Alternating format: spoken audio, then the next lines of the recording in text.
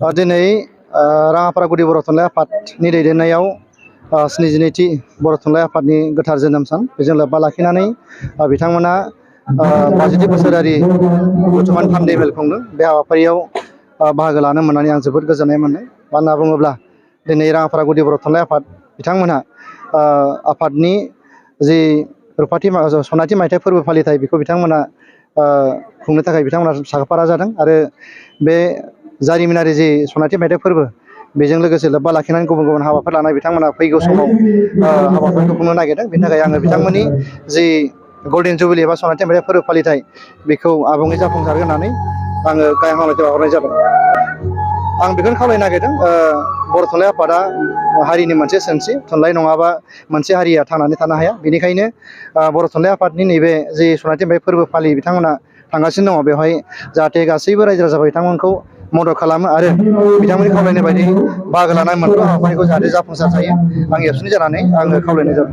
दिनैनि बे बर' थुनलाइनि जोनोम सानाव आंनि बे गोसोखां दिन्थिगासे फावथाय ब्रैथि बिसान बिजाबखौ नोंथांमोननि बे राङापारा गुदि बर' थुनलाइ आफादनि दिनैनि बे सावराय मेलाव बेखेवनो मोननानै आं जोबोद गोजोननाय मोनबाय। आसा खालामदों आं नोंथांमोना आंनि बे गोसोखां दिन्थिगासे फावथाय ब्रैथि बिसान बिजाबखौ गोसो गोथारै गनायनानै लागोन। आं खावलायदों जाहाथे आंनिख्रुइ साबसिन हामसिन जाहाथे नोंसोरनि बे राङापारा गुदि बर' थुनलाइ आफादनि बेनि सिङाव थानाय साफ्रोम फोरोंगिरि फरायसा बा बायदि बायदि लिरगिरिफोरा जाहाथे आंनिख्रुइ साबसिन हामसिन बिजाब लिरनानै दिन्थिनो हाथों बा बेखेवनो हाथों आं बेखौनो मिजिंथिबाय। बेखिनिखौनो आं बुंबाय। गासै आंनि बे गोसोखां दिन्थिगासे फावथायाव सेथि बिसानाव 15 फावथाय दङ, नैथि बिसानाव 15 फावथाय दं आरो दिनै बे बेखेवनाय ब्रैथि बिसानाव 20 दं, गासै 50 जाबाय। आंनि दिन्थिगासे फावथाया आं थुनलाइखौ गेरेमसा खालामनानै जौगाहोनाय, थुनलाइखौ फोथांना लाखिनाय, बेजों लोगोसे आथिखालनि उन्दै उन्दै फरायसाफोरा सोलोंथाइ जौगानाय आरो लाइमोन सेंग्रा सिख्लाफ्रा बोरै गाव गावनि जिउखौ दैदेनलांगोन बेखौ लानानै आं लिरनाय आरो माखासे जोंनि गेजेराव समाजनि गेजेराव माखासे एसे गुलाय गुजाय माबा मोनसे दङ बेफोरखौ लानानैनो आङो बेफोर फावथायखौ लिरनाय जादों। बेखौनो जोङो फोरमायनो लादों दि जोंनि दिनैनि थुनलाइ जोनोम सानखौ लोब्बा लाखिनानै जोङो राङापारा गुदि बर' थुनलाइ आफादनि 50थि बोसोरारि जथुम्मा थान्दै मेल, बे थान्दै मेलनि गेजेरजों जोङो फैबाय थानाय जोंनि राङापारा गुदि बर' थुनलाइ आफादनि खुंनो गोनां सनाथि मायथाइ फोरबोखौ रायजोफोरखौ लानानै जोङो गाजा गोमजायै खुंलांनायनि मोनसे हाबाफारि लानानै जोङो दिनै सावरायनाय जाबाय। बे थान्दै मेलनि सावरायनायनि गेजेरजों रोखा जाबाय जे जोंनि फैबाय थानाय सनाथि मायथाइ फोरबोआ 17 डिसेम्बर 2023 मायथाइनिफ्राय जागायजेनगोन।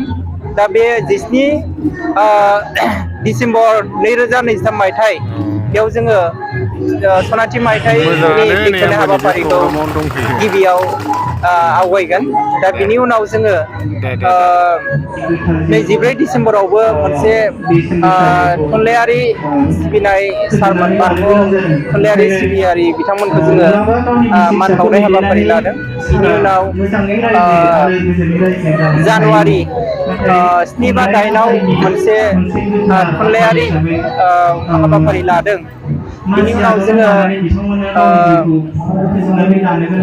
अक्ट'आ